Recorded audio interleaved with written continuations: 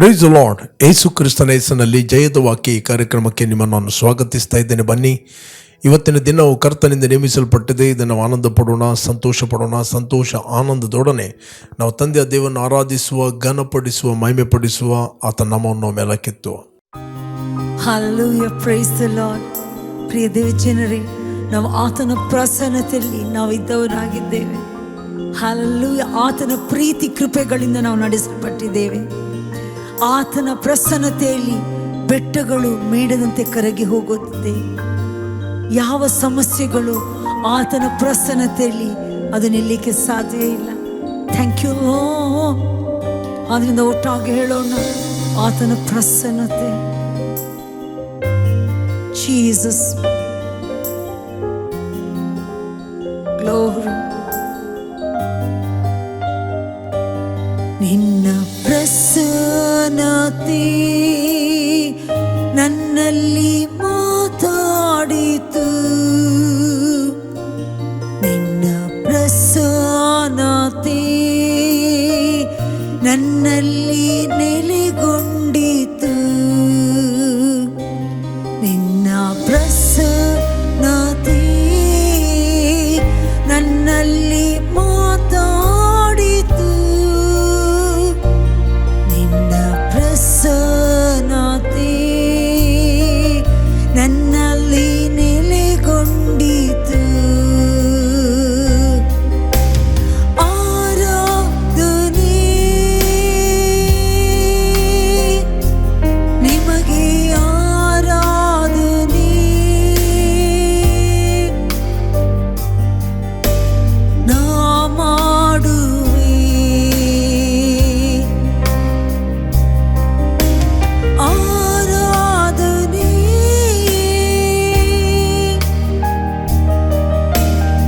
ಆರಾಧನೆ ಎಂದೆಂದಿಗೂ. ಇವತ್ತು ನಾವು ಧ್ಯಾನಕ್ಕೆ ತೆಗೆದುಕೊಂಡಂತಹ ದೇವರ ವಾಕ್ಯದ ಭಾಗ ಯಾಕೋಬನ ಪತ್ರಿಕೆ 1ನೇ ಅಧ್ಯಾಯ 12ನೇ ವಚನ. ಕಷ್ಟವನ್ನು ಸಹಿಸಿಕೊಳ್ಳುವನು ಧನ್ಯನು, ಅವನು ಪರಿಶೋಧಿತನಾದ ಮೇಲೆ ಜೀವವೆಂಬ ಜಯಮಾಲೆಯನ್ನು ಹೊಂದುವನು. ಸ್ವಾಮಿಯು ತನ್ನನ್ನು ಪ್ರೀತಿಸುವವರಿಗೆ ಇದನ್ನು ವಾಗ್ದಾನ ಮಾಡಿದ್ದಾನೆ. ಇಲ್ಲಿ ದೇವರ ವಾಕ್ಯ ಹೇಳಿದೆ, ಕಷ್ಟವನ್ನು ಸಹಿಸಿಕೊಳ್ಳುವನು ಧನ್ಯನು, ಅವನು ಪರಿಶೋಧಿತನಾದ ಮೇಲೆ ಜೀವ ಎಂಬ ಜಯಮಾಲೆಯನ್ನು ಹೊಂದುವನು. ಸ್ವಾಮಿಯು ತನ್ನನ್ನು ಪ್ರೀತಿಸುವವರಿಗೆ ಇದನ್ನು ವಾಗ್ದಾನ ಮಾಡಿದ್ದಾನೆ. ಪ್ರಿಯರೇ, ಯೇಸುವನ್ನು ನೀವು ರಕ್ಷಕನು ಒಡೆಯನೆಂದು ಅಂಗೀಕಾರ ಮಾಡಿದಾಗ ನೀವು ದೇವರ ಮಕ್ಕಳಾಗಿದ್ದೀರಿ, ದೇವರ ಪುತ್ರರಾಗಿದ್ದೀರಿ. ನೆಕ್ಸ್ಟ್ ಇರ್ತದೆ, ಕ್ರಿಸ್ತನಲ್ಲಿ ನೀವು ನೀತಿವಂತರಾಗಿದ್ದೀರಿ. ದೇವರು ನಿಮ್ಮನ್ನು ನೋಡುವಾಗ ನೀತಿವಂತರಂತೆ ನೋಡುತ್ತಾನೆ. ಸತ್ಯವೇದ ಹೇಳ್ತದೆ, ನೀತಿವಂತರಿಗೆ ಸಂಭವಿಸುವ ಕಷ್ಟಗಳು ಅನೇಕ ಇದ್ದರು. ಎಲ್ಲಿದೆ? ಕೀರ್ತನೆ 34 19ನೇ ವಚನ ನಾನು ಓದ್ತೇನೆ. ನೀತಿವಂತನಿಗೆ ಸಂಭವಿಸುವ ಕಷ್ಟಗಳು ಅನೇಕವಿದ್ದರೂ ಯೆಹೋವನು ಅವೆಲ್ಲವುಗಳಿಂದ ಅವನನ್ನು ಬಿಡಿಸ್ತಾನೆ. ಓಕೆ, ಬೈಬಲ್, ನೀತಿವಂತರಿಗೆ ಸಂಭವಿಸುವ ಕಷ್ಟಗಳು ಅನೇಕ ಇದ್ದರೂ ಯೆಹೋವನು ಅವೆಲ್ಲವುಗಳಿಂದ ಅವರನ್ನು ಬಿಡಿಸ್ತಾನೆ. ಇಲ್ಲಿ ಕಷ್ಟವನ್ನು ಸಹಿಸುವವನು ಧನ್ಯನು, ಅವನು ಪರಿಶೋಧಿತನಾದ ಮೇಲೆ ಜೀವವೆಂಬ ಜಯಮಾಲೆಯನ್ನು ಹೊಂದುವನು. ಸ್ವಾಮಿಯು ತನ್ನ ಪ್ರಿಯರಿಗೆ ಇದನ್ನು ಪ್ರೀತಿಸುವವರಿಗೆ ತಾನು ವಾಗ್ದಾನ ಮಾಡಿದ್ದಾನೆ. ಮೊದಲು ಗೊತ್ತಿರಬೇಕು, ದೇವರು ನಮ್ಮನ್ನು ಪ್ರೀತಿಸ್ತಾನೆ. ದೇವರು ಯಾರಿಗೂ ಕಷ್ಟವನ್ನು ಕೊಡುವುದಿಲ್ಲ. ದೇವರು ಕಷ್ಟ ಕೊಡಲಿಕ್ಕೆ ಸಂತೋಷ ಪಡುವನಲ್ಲ. ಬಟ್ ಕಷ್ಟಗಳು, ಸಮಸ್ಯೆಗಳು, ಶೋಧನೆಗಳು ಬರ್ತವೆ. ಯಾರಿಂದ? ಸೈತಾನನಿಂದ. ಸೈತಾನನು ಶೋಧಕನು, ಸೈತಾನನು ಕಷ್ಟವನ್ನು ತರುವನು. ನಾವು ಅಂಧಕಾರದ ದೊರೆತನದಿಂದ ಬಿಡುಗಡೆ ಹೊಂದಿ ತನ್ನ ಕುಮಾರನ ರಾಜ್ಯದೊಳಗೆ ನಾವು ಸೇರಿದ್ದೇವೆ. ಆತನ ಮಗನ ರಾಜ್ಯದೊಳಗೆ ನಾವು ಸೇರಿದ್ದೇವೆ. ನಾವು ಯಾವಾಗ ಒಂದು ಹಂತದಿಂದ ಮತ್ತೊಂದು ಹಂತಕ್ಕೆ ಮುಂದೆ ಹೋಗುವಾಗ ಸೈತಾನನು ಅನೇಕ ಕಷ್ಟಗಳನ್ನು, ಸಮಸ್ಯೆಗಳನ್ನು, ಶೋಧನೆಗಳನ್ನು ಸವಾಲುಗಳನ್ನು, ಪ್ರಶ್ನೆಗಳನ್ನು, ಹಿಂಸೆಗಳನ್ನು ತರಲಿಕ್ಕೆ ನೋಡಬಹುದು. ಬಟ್ ಈ ಕಷ್ಟಗಳು ನಮ್ಮನ್ನು ಮುಳುಗಿಸುವುದಿಲ್ಲ. ಈ ಕಷ್ಟಗಳು ನಮ್ಮನ್ನು ಇನ್ನೊಂದು ಹಂತಕ್ಕೆ ಕೊಂಡೋಗುತ್ತವೆ. ನಾವು ಇನ್ನೊಂದು ಹಂತಕ್ಕೆ ನಾವು ಹೋಗುತ್ತೇವೆ, ಮತ್ತೊಂದು ಸ್ತರಕ್ಕೆ ನಾವು ಹೋಗುತ್ತೇವೆ.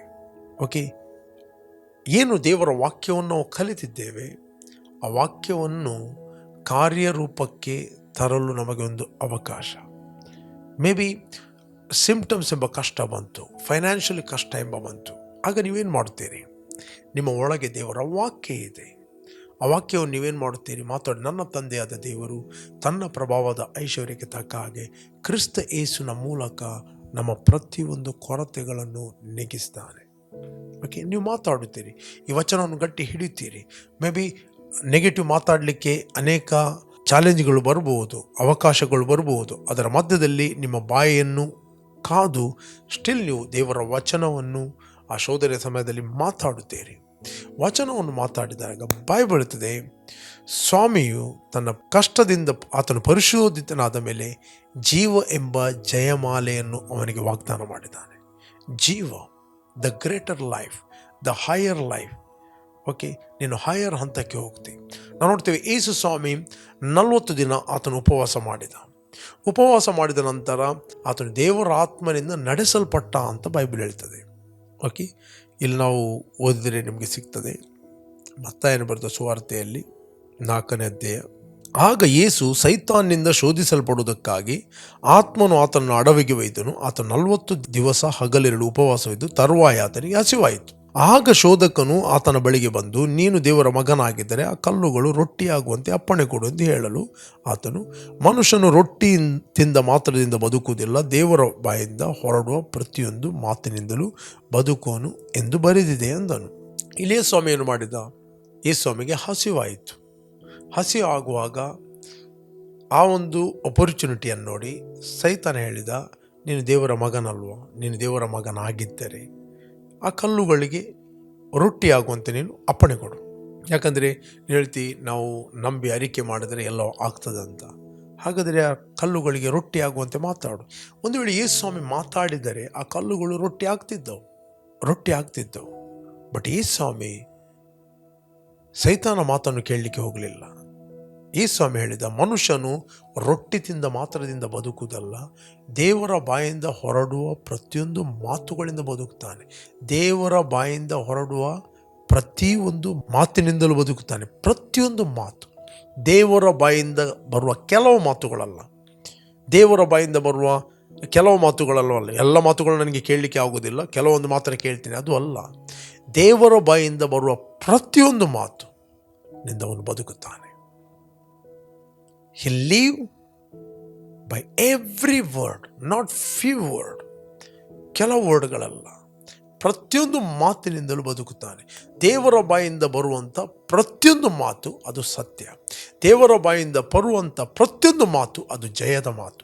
ದೇವರ ಬಾಯಿಂದ ಬರುವಂಥ ಪ್ರತಿಯೊಂದು ಮಾತು ಅದು ನಿಮಗೆ ಜೀವವನ್ನು ಕೊಡುವಂಥ ಮಾತುಗಳು. ಓಕೆ, ಜೀವವನ್ನು ಕೊಡುವಂಥ ಮಾತುಗಳು. 5ನೇ ವಚನದಲ್ಲಿ ನಾವು ನೋಡ್ತೇವೆ, ಪರಿಶುದ್ಧ ಪಟ್ಟಣಕ್ಕೆ ಕರ್ಕೊಂಡು ಹೋಗಿ ದೇವಾಲಯದ ಶಿಖರದ ಮೇಲೆ ನಿಲ್ಲಿಸಿ ಆತನಿಗೆ, ನೀನು ದೇವರ ಮಗನಾಗಿದ್ದರೆ ಕೆಳಗಿದ್ದು ಬೇಕು.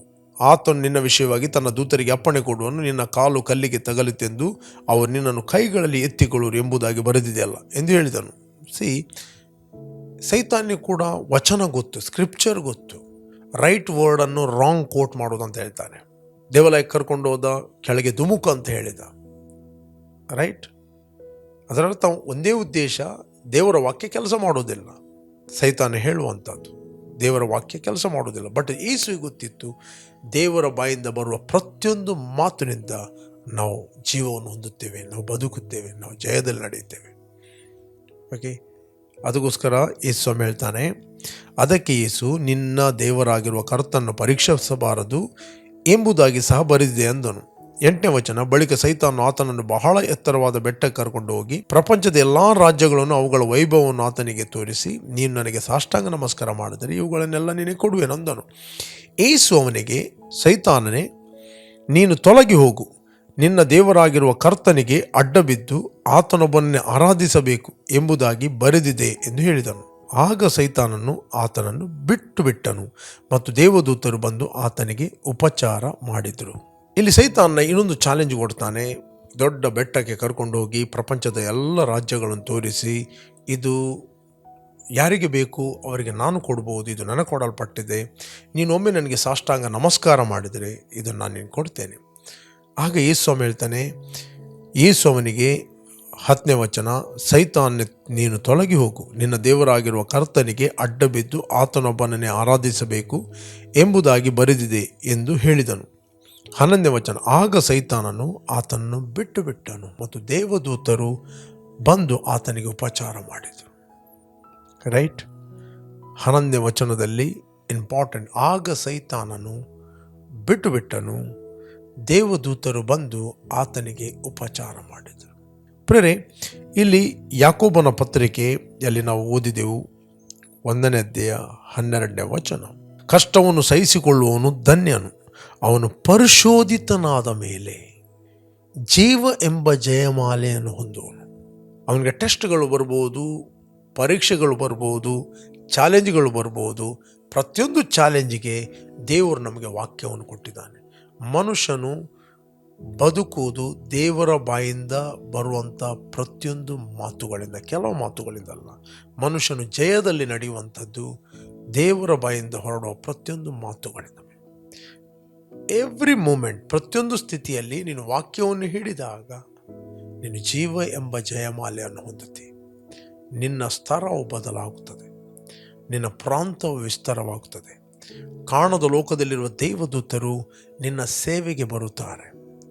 ಓಕೆ, ಜೀವ ಎಂಬ ಜಯಮಾಲೆ ಅಂತ ಹೇಳಿದರೆ you will receive the heavenly influence.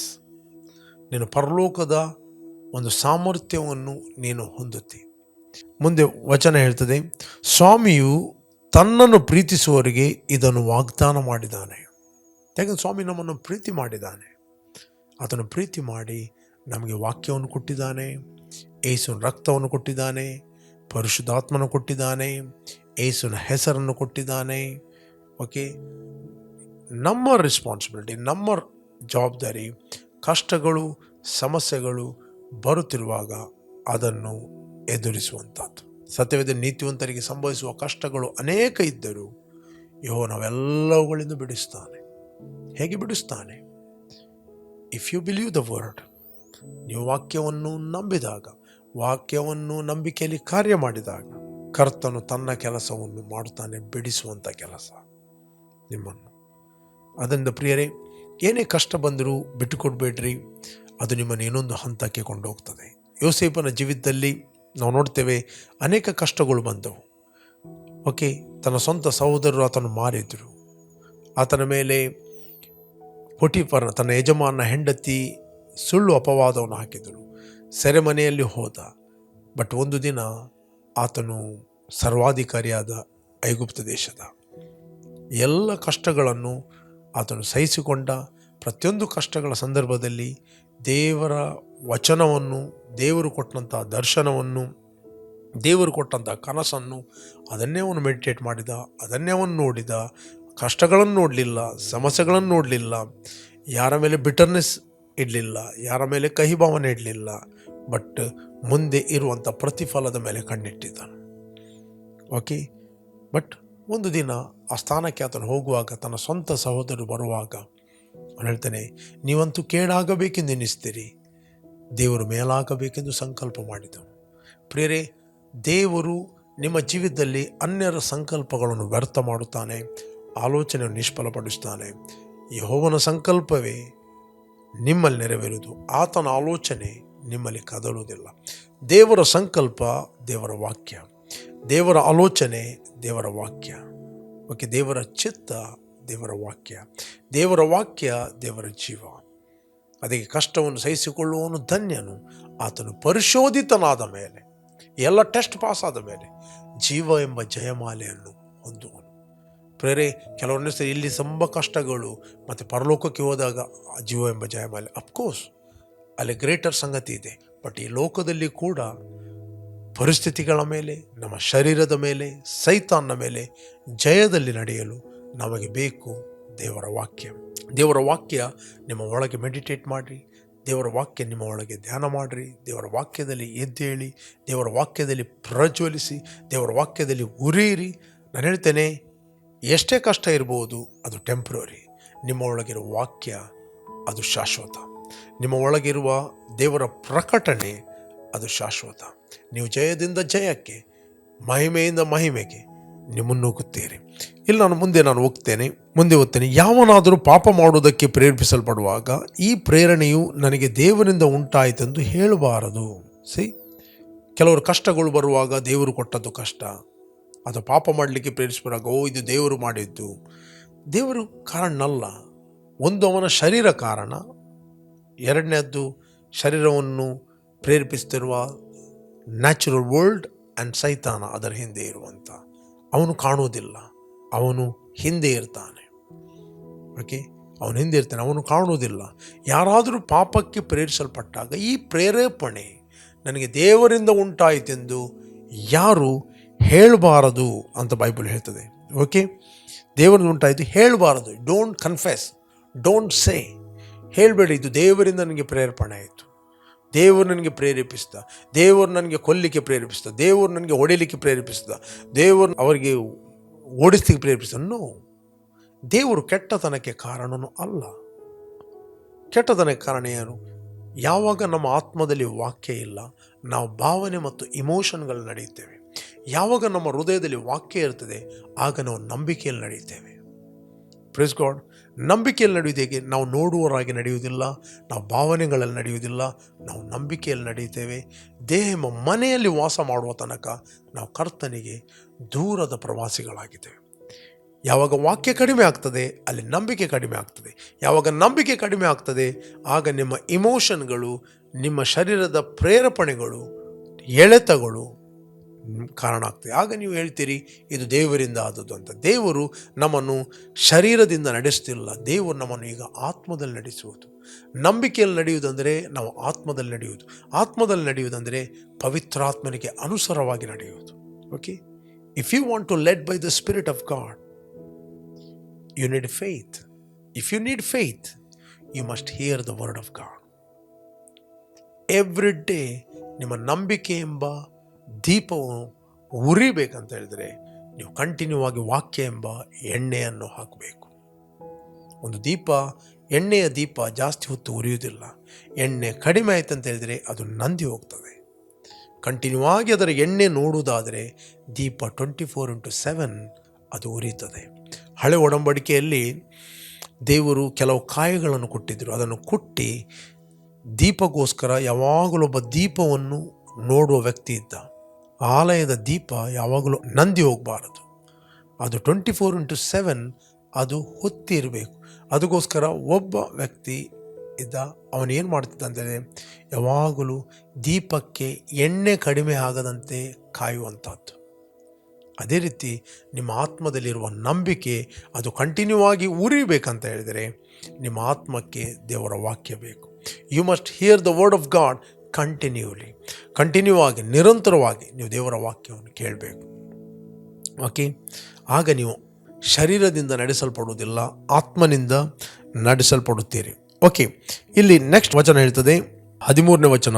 ನಾನು ಕಂಟಿನ್ಯೂ ಪುನಃ ಓದ್ತೇನೆ ನೋಡಿ. ಯಾಕೋಬನ ಬರೆದ ಪತ್ರಿಕೆ 1ನೇ ಅಧ್ಯಾಯ 13ನೇ ವಚನ ಕಂಟಿನ್ಯೂ ಆಗಿ ಓದ್ತೇನೆ. ಯಾವನಾದರೂ ಪಾಪ ಮಾಡುವುದಕ್ಕೆ ಪ್ರೇರೇಪಿಸಲ್ಪಡುವಾಗ ಈ ಪ್ರೇರಣೆಯು ನನಗೆ ದೇವರಿಂದ ಉಂಟಾಯಿತೆಂದು ಹೇಳಬಾರದು.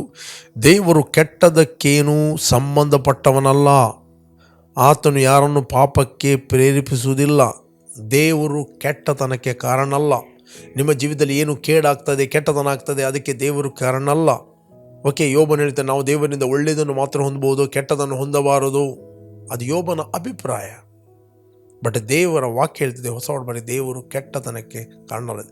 God is not author of evil. ಅದೇ ಪ್ರತಿಯೊಬ್ಬನು ತನ್ನಲ್ಲಿರುವ ಆಶಾಪಾಶದಿಂದ ಎಳೆಯಲ್ಪಟ್ಟು ಮರಳುಗೊಂಡವನಾಗಿ ಪ್ರೇರೇಪಿಸಲ್ಪಡುತ್ತಾನೆ. ಆಮೇಲೆ ಆಶೆಯು ಬಸುರಾಗಿ ಪಾಪವನ್ನು ಹೇರುತ್ತದೆ. ಪಾಪವು ತುಂಬ ಬೆಳೆದು ಮರಣವನ್ನು ಹಿಡಿಯುತ್ತದೆ. ದೇವರು ಕೆಟ್ಟತನಕ್ಕೆ ಕಾರಣ ಅಲ್ಲ. 16ನೇ ವಚನ ಇದೆ, ನನ್ನ ಪ್ರಿಯ ಸಹೋದರಿ ಮೋಸ ಹೋಗಬೇಡ್ರಿ. 16 ಹೇಳ್ತಿದೆ, ನನ್ನ ಸಹೋದರರೇ ಮೋಸ ಹೋಗಬೇಡ್ರಿ. ನಿಮ್ಮ ಜೀವಿತದಲ್ಲಿ ಏನು ಕೆಟ್ಟತನ ಆಗ್ತಾ ಇದೆ, ಸಮಸ್ಯೆ ಆಗ್ತಾ ಇದೆ, ಪ್ರಾಬ್ಲಮ್ ಆಗ್ತಾ ಇದೆ, ರಾಂಗ್ ಪ್ರೇರೇಪಣೆ ಬರ್ತಾ ಇದೆ, ಇದಕ್ಕೆ ದೇವರು ಕಾರಣ ಅಲ್ಲ. ನನ್ನ ಪ್ರಿಯ ಸಹೋದರರೇ, ಮೋಸ ಹೋಗಬೇಡ್ರಿ. 17ನೇ ವಚನ ಕಂಟಿನ್ಯೂ ಆಗಿರ್ತದೆ.